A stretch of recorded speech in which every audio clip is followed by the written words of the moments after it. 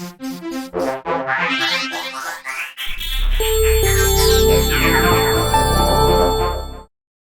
I'll give it a start then. So Ben, thanks very much indeed for taking the time to talk to us. Could you just start by describing what Lazer Lamps is and a bit of the background and history then? Because it's Sure. a company sort of relatively new into Australia, I think. Yeah, okay. Hi, Rob. Yeah, thanks for having me on. Good evening, everyone. Yeah, so Lazer Lamps is a company that I founded back in 2010. So we've been actually in Australia since 2013, albeit at a, let's say, pretty low sales volume over there. But, you know, in recent years, we've invested a little bit more in Australia, and we've got local stock there and a couple of guys there helping to grow the market and support our customers there and the end users. But yeah, Lazer Lamps, we're a company that manufactures here in the UK. So we've got a factory here with 50 staff, and yeah, we're one of Europe's fastest growing companies and have been for the last 6 or 7 years. Okay, fantastic. So what's talk us through sort of the history of driving lamps, because you know, not so long ago everyone was running halogen lights, and then there was HIDs, now there's LEDs. Am I missing anything there? Is that kind of the progression? Yeah, that's pretty much the progression. Yeah, I mean, there's even a bit of a move to laser technology that is on the horizon. But yeah, look, I mean, halogen was a big step forward back in the 60s, actually, was when the first H1 bulb was produced. BMW on their 7 Series, I think back in 92, they were then the first car to actually put HID, so high intensity discharge, or otherwise known as xenon. That then went into the 7 Series in 92, and after that we had Lexus launching the first LED headlights back in 2007.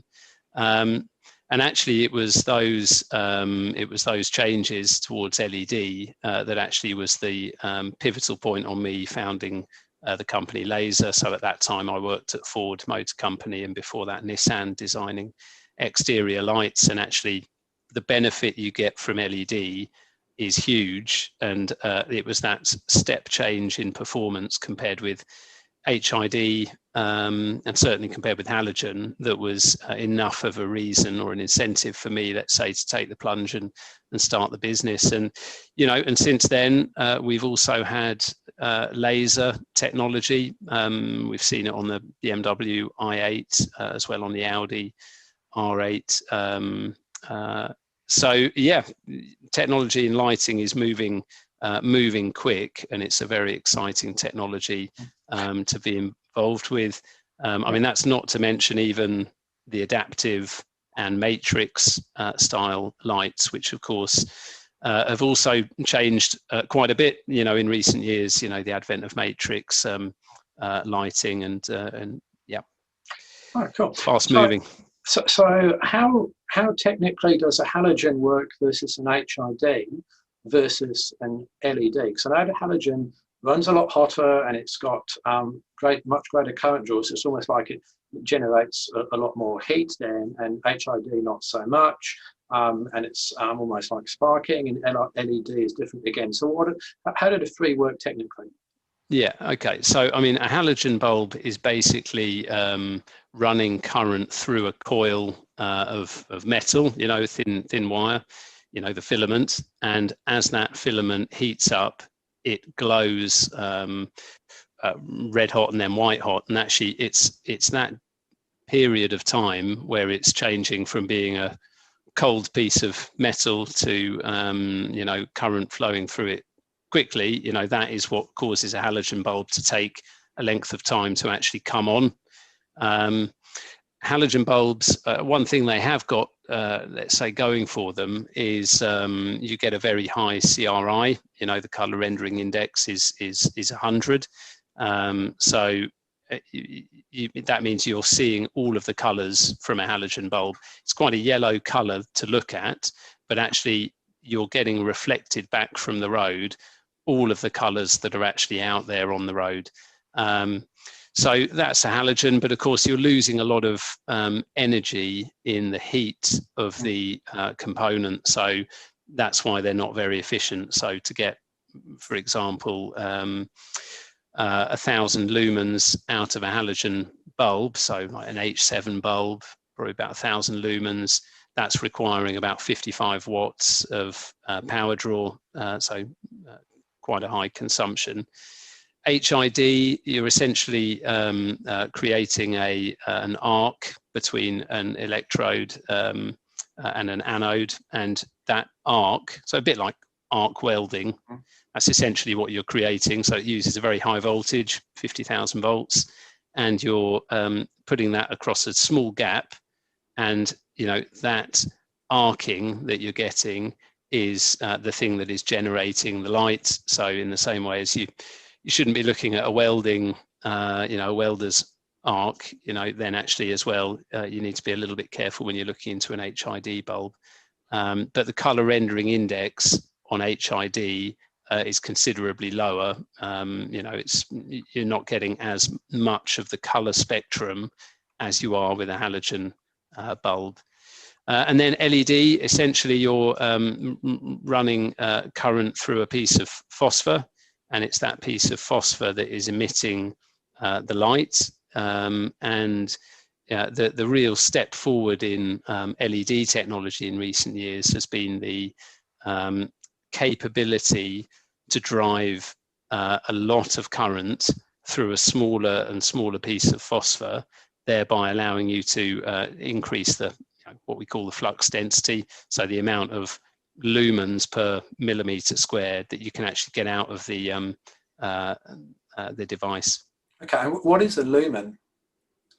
So a lumen is basically the measure of light that is coming from the source. So if you've got, for example, an LED, you can measure the amount of lumens that are coming from that. There's specialist equipment to do it, but you essentially put it in a spherical, large spherical machine, and you measure every photon of light broadly that is coming off that LED, and that tells you precisely how many lumens, it's essentially how many photons are coming off that device.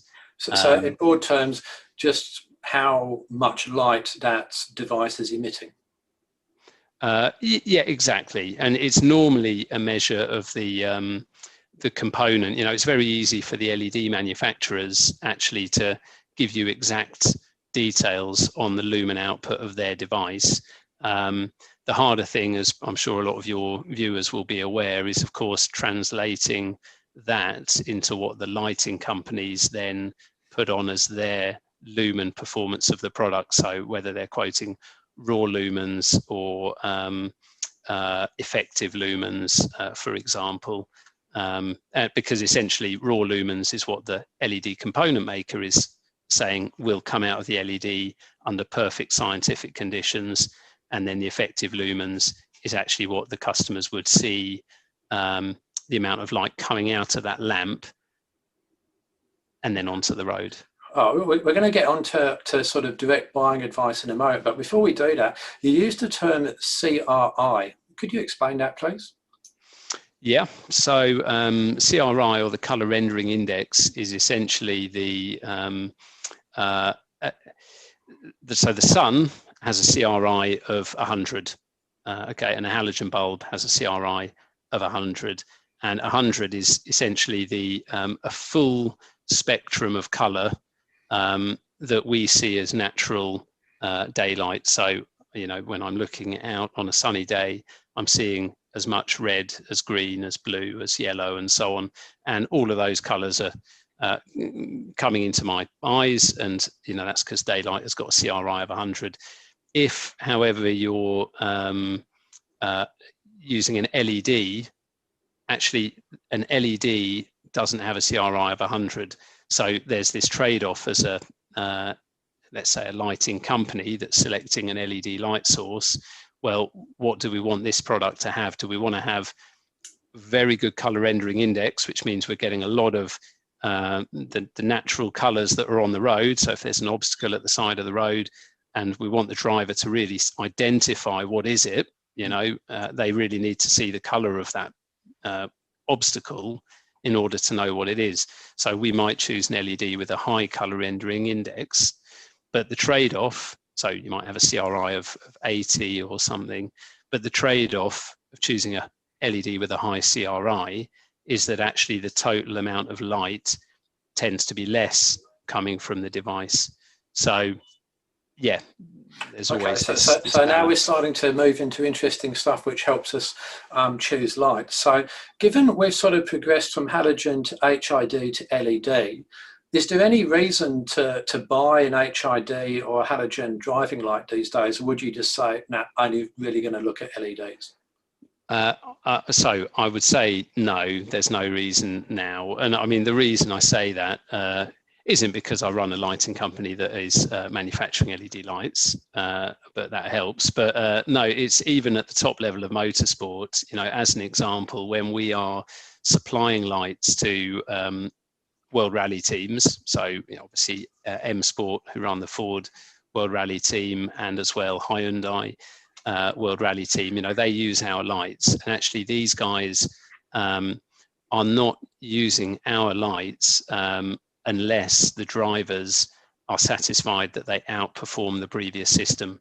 So I would say even at the very top level where, and you know, we did a lot of development work with these guys and with the top drivers, you know, and I've been there on test, you know, in Sweden in the snow in December doing night testing with these guys.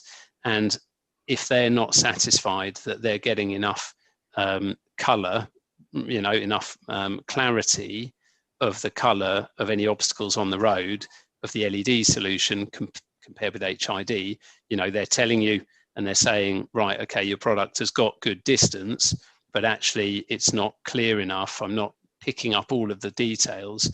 And, you know, we went through that in 2016 was the first time when our lights were used in a World Rally Championship environment. And, you know, it was really touch and go with our product then, whether or not we could outperform HID. And, you know, I went away from that test in Sweden, actually, where it was raised, this point about CRI and spread and distance. And, you know, that was actually what that was what created our Carbon Series product, which I would say was the culmination of a lot of driver feedback and being there at the event. But now, if you would say to me now, right, can you outperform HID? Can you outperform halogen? Is there a reason to select those others? I would say absolutely. There's no reason to choose HID or halogen. You know, LED has got more distance. It's got more spread, you know, for a lower like wattage, power consumption. And actually the CRIs that we can choose now on the LEDs are way above what they used to be, and certainly above HID. So yeah. Okay, because presumably if some of the other technologies offered advantages over LED, you'd be manufacturing them as well, but you don't. So I guess that is some point there. So imagine that we are a four-wheel driver and we're just going to be touring Australia, maybe pulling a caravan, doing a bit of dirt roads, a bit of off-road work, and we want extra lighting. And we've just got maybe a Ford Ranger or something of that nature there. So what should we be looking at in terms of lights there? And you mentioned before lumens. Now one would maybe say the more lumens the better, but obviously it can't be that simple. You talked about spread, so there's something as well, and CRI. So what are the sort of things which people should be thinking about when they come to make their decision for driving lights as touring four-wheel drivers? Yeah. Okay. Yeah. So, I mean, I guess the first thing to say is, you know, look, I'm not an Australian, and you know, we've got and you know, we've got two guys down there in Australia that give us excellent, let's say, market feedback from Australia, and you know, that these are the important points that Australian customers are looking for. But you know, and so I mention that because I don't want people thinking that I know everything in the mind of the Australian buyer, because I don't, although we certainly try and develop the right products for that market. But there are certain things that I would say are very transferable, and I would say that we can say are the same, whether it's Australia or Europe or the US, for example. So that where the customer is mounting the lights, that is really the first thing. And of course, in Australia, there's quite a few different laws depending on the state, about where you can and can't mount the light. But if you're in a state where you are able to mount the light above the windscreen, what you need to be thinking about is glare. You want to be thinking about, how can I avoid glare coming off the bonnet. If you're wanting to mount it up high, the benefit of mounting it up high is that you're not seeing any shadow on the road. If your eye line is below the light, then of course everything the light is illuminating, you're having good visibility of. So there's no shadows in the road. So that's a real plus. But you want to be choosing a light which has got rear-facing LEDs. So a couple of our product lines have got rear-facing LEDs, the Triple R and the Linear series. And the benefit there. When you say rear-facing LED, do you mean that the light has actually projected back into the reflector and then comes out through the reflector? So in other words, it's not sort of shining directly out, it's shining back into a parabolic mirror, and then it comes out that way. Is that what you're talking about? Exactly, okay. Exactly. So so the LEDs essentially are facing rearwards. They're actually facing back towards the reflector, and then every piece of light that is coming from the LED is hitting our parabolic reflector, and it's going exactly where we want it to be. And actually, that gives a lot more control over the beam pattern. So you find that the LEDs, the lamps which are using forward-facing LEDs, so the PCB, the circuit board with the LEDs, essentially facing towards the direction of travel of the car. On those lamps, you're not having as much control over the beam pattern, so you can't do as much with the spread and the width as you can as when you've got rear-facing LEDs. But glare, that's an important point, because if you've got mounting, you want to put it on the roof because of the benefits of no shadow. You should really be thinking about an LED light which has got rear-facing LEDs, and we've got lamps that have got forward-facing LEDs, and there's some other advantages to those. You get a lot of light in the near range when you've got forward-facing LEDs. So our ST series is very popular, but if you put that on the roof of a car, you're going to get a lot of glare coming back from the bonnet. So I would say mounting position is certainly a big one. Look, trusting the brand, I would say, is important, of course, because there are all sorts of numbers that you can look at when you're buying a product, and of course you want to be sure you're getting the right service, and actually you're trusting the numbers that you're reading. Color rendering index, for me, this is more about seeing the feedback from drivers, whether it's motorsport or other people. Are they comfortable driving with that light for long periods of time? You find the lights with low CRI, low color rendering index, are the ones where people actually, their eyes are getting tired on a long journey. That's the effect of a low CRI. Yeah, so on that then, what sort of CRI should people be looking for? And does it change, let's say, with age or driving conditions? So if you're, let's say, a 60-year-old couple touring Australia, would you want a different CRI from, let's say, a 20-year-old rally driver in Scandinavia? So I would say, look, a CRI of 75 and above is a good level of color rendering index. So we're tending to use 80 on our products as the minimum. Yep. But 75 and above, I would say you'd be fine. I think if you're below 70 CRI, actually you're going to get tired. Your eyes will get tired on a long journey for sure. So I wouldn't recommend that. And I think it's the difference. I think, you know, when someone turns on their lights and they first look at it, you know, if it's a from a lighting manufacturer that doesn't care too much about CRI, you can have a lamp which looks incredibly bright and does go a very long way, but actually it's only got a fairly narrow spectrum of light in that range. So it'll look great at turn on, but if you wanted to cover a lot of miles with that light, you might do better to go for the lamp which has got, for example, a lower color temperature, because actually I haven't mentioned color temperature yet, but that is also influencing the color rendering index. Okay. But the color temperature means how sort of yellow the light is or how blue the light is. So there's a spectrum on the color temperature, and generally speaking, the warmer the color, so that means the lower the color temperature, the easier it is as a lamp maker to get a high color rendering index. So when we're choosing the LEDs, you know, if we choose an LED that's got 5,000 Kelvin, then it's quite easy for us to find one with a good performance that is also with an 80 CRI. Right. And we've got a question from Ollie here who asks, are LEDs generally more suited to spot or flood pattern, or is it to do with the reflectors?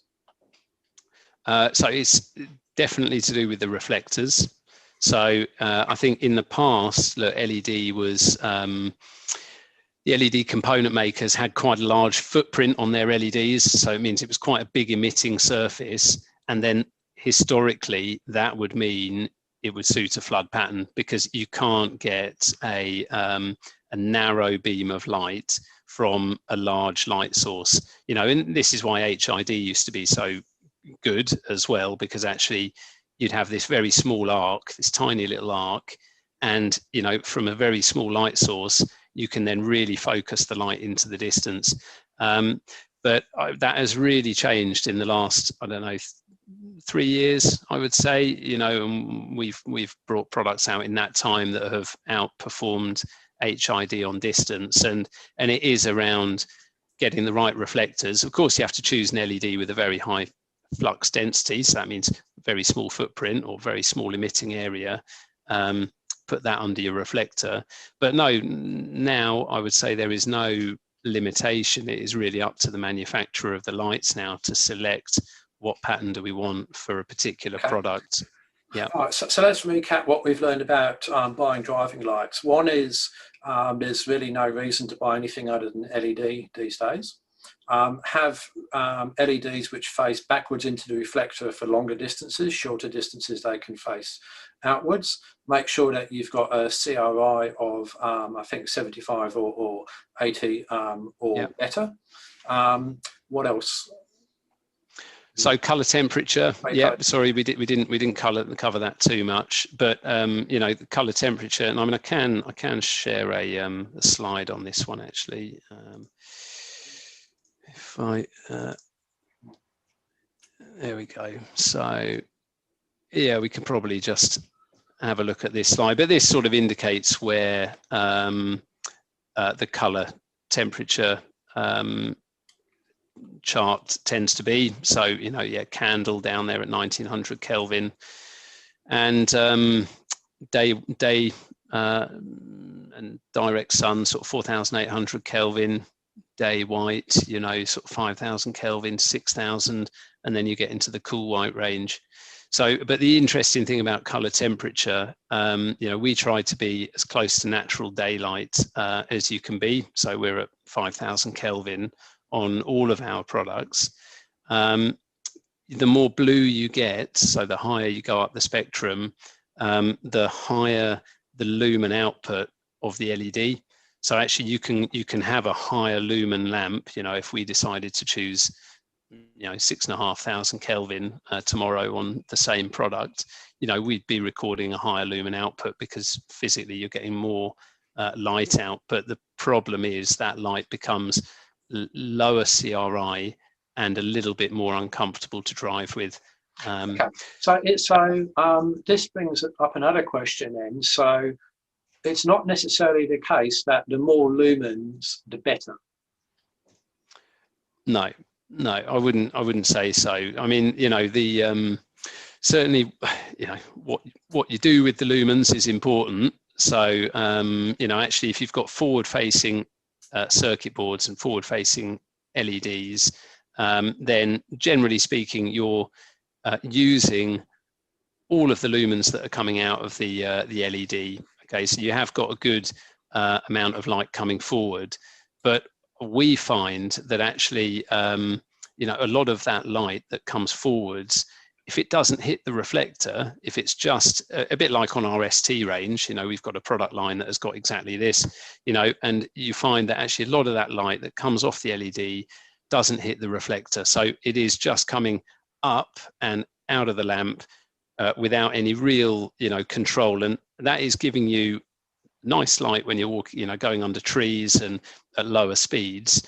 But actually, because it hasn't hit the reflector, it's not being focused down the road. So, you know, our ST product line has got a much lower distance, you know, hugely lower distance compared against the triple R range of lights, which has got the rear facing LEDs.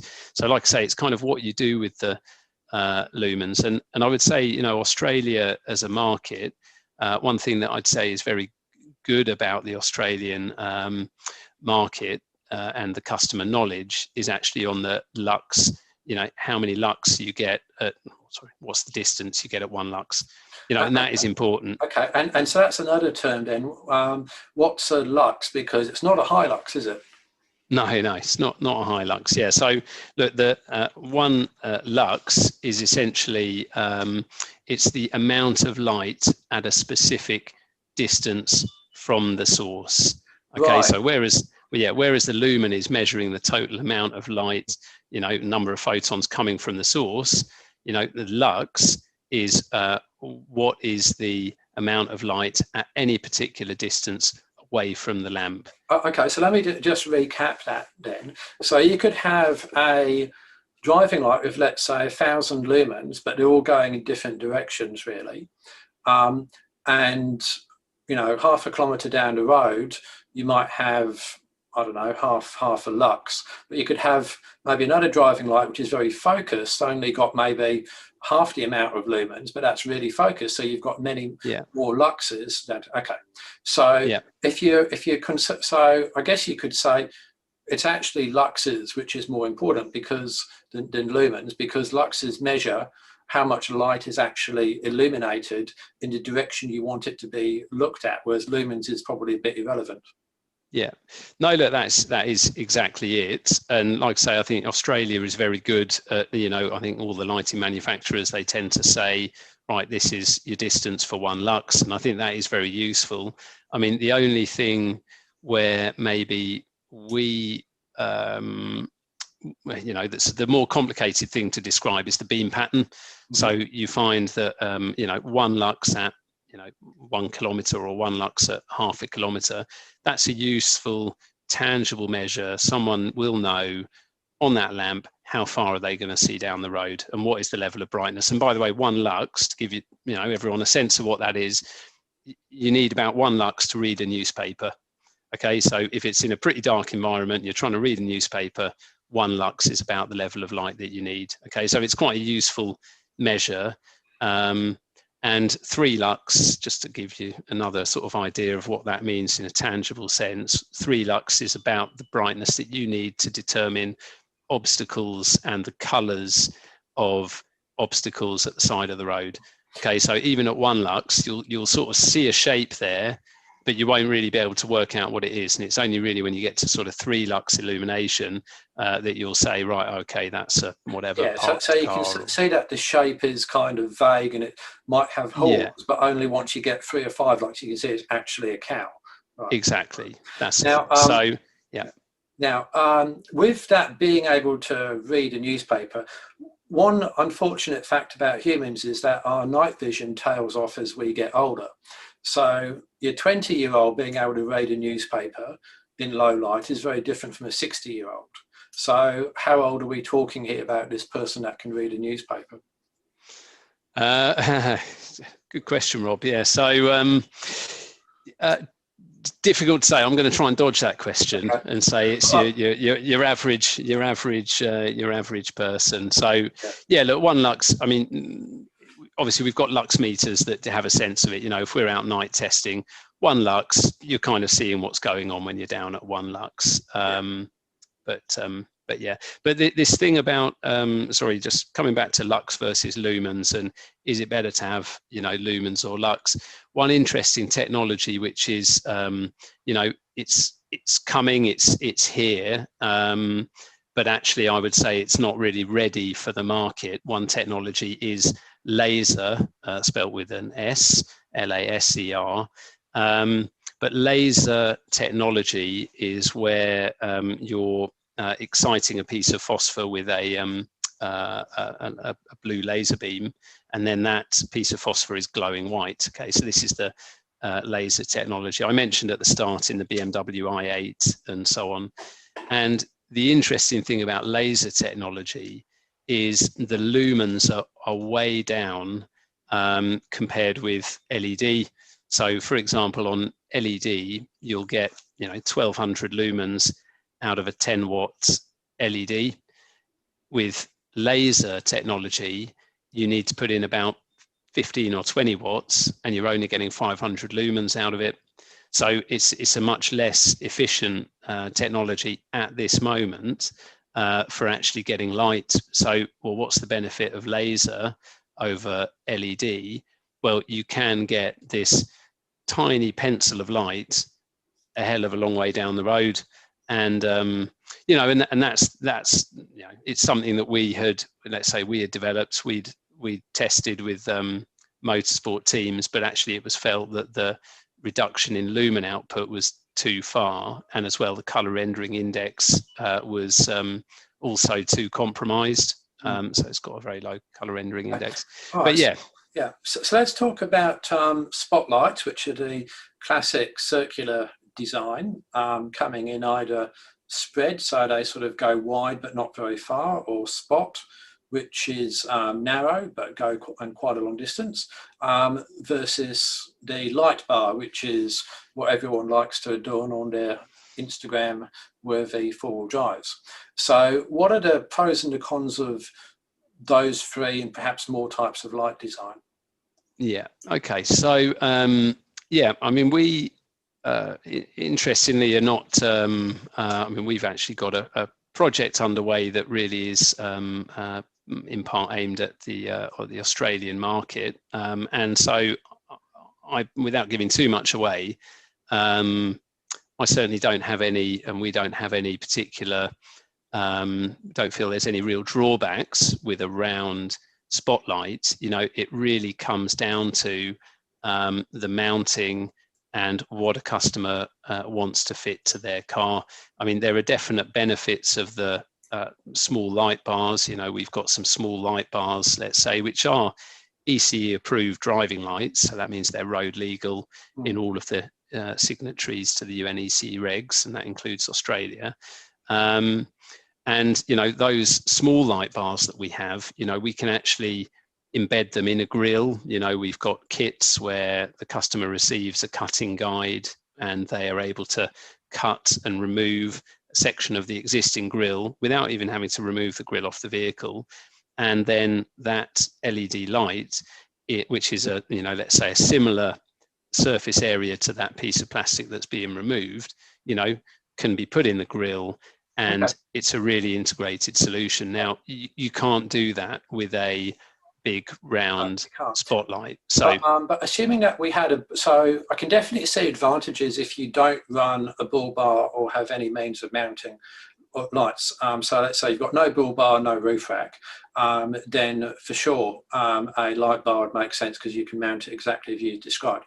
But if you do have a bull bar and a roof rack, what's the pros and the cons of a circular spotlight design versus an LED light bar? Could you just get a couple of, well, 1, 2 light bars and that would be sufficient for your lighting? Or would you say, no, in these situations, you're always going to want a spotlight?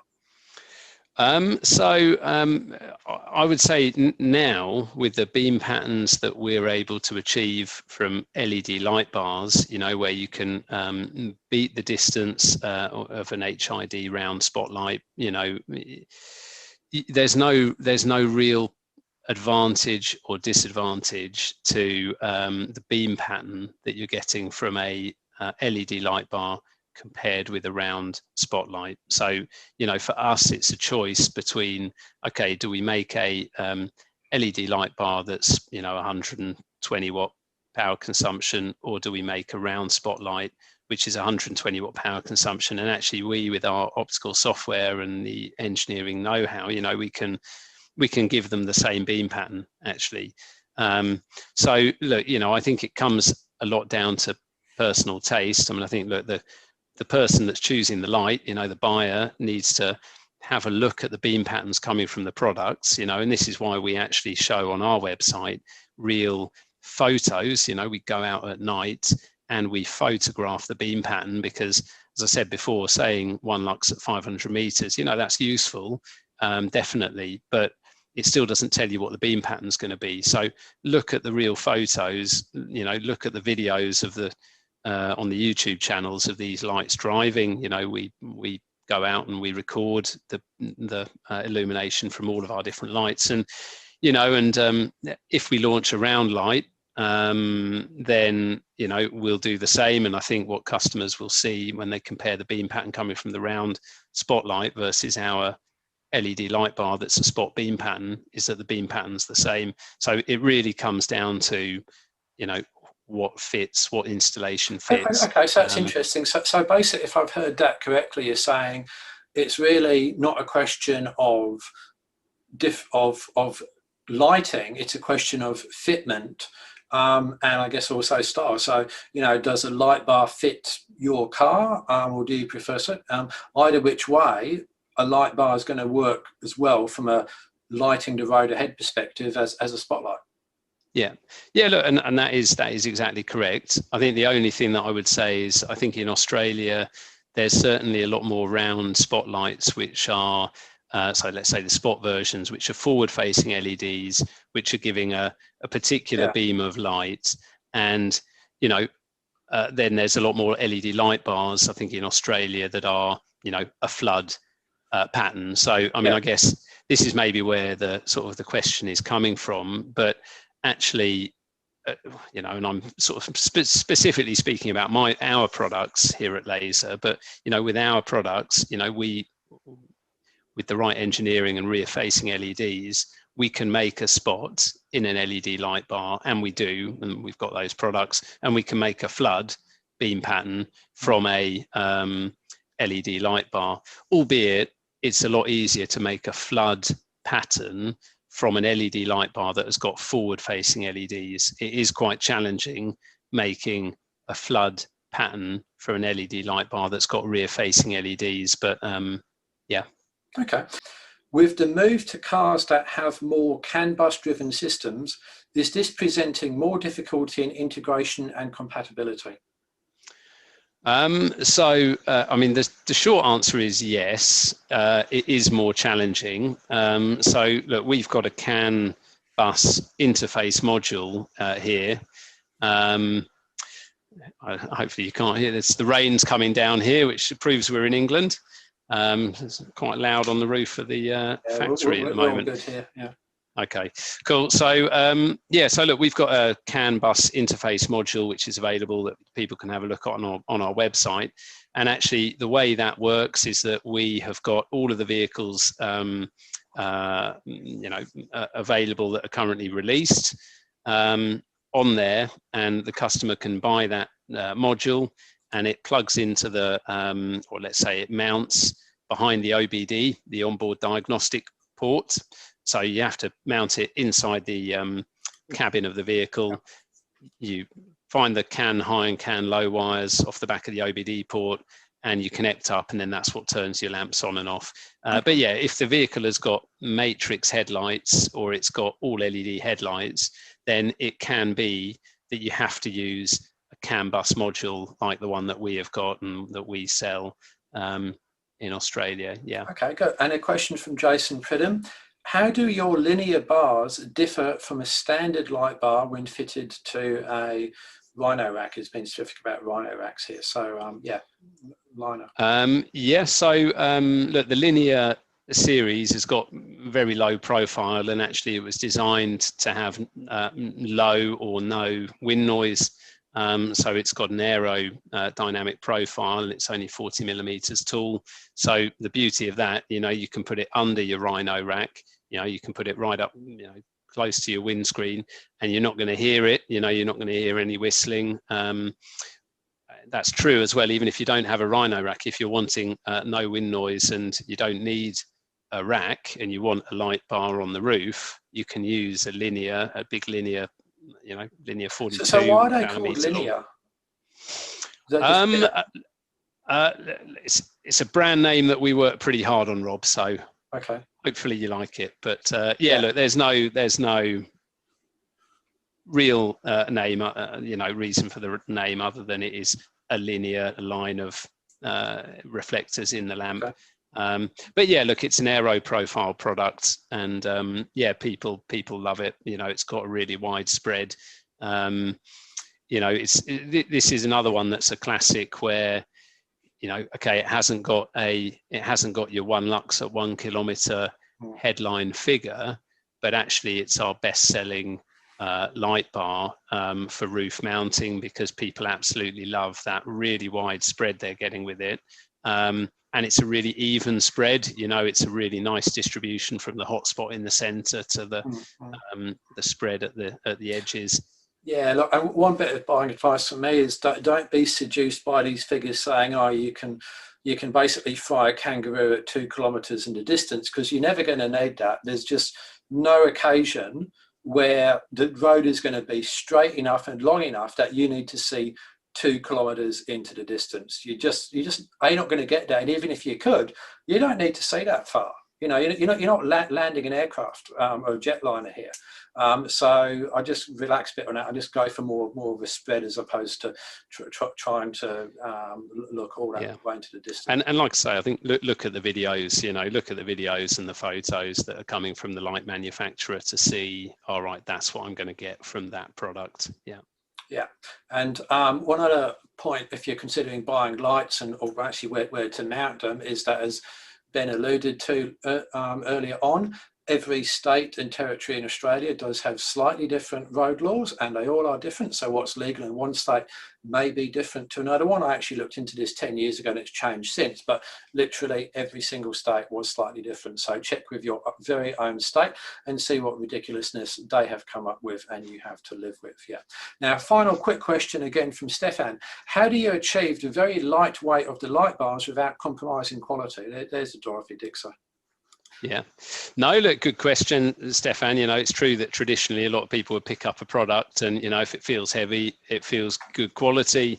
And I think, you know, look, we've worked very hard.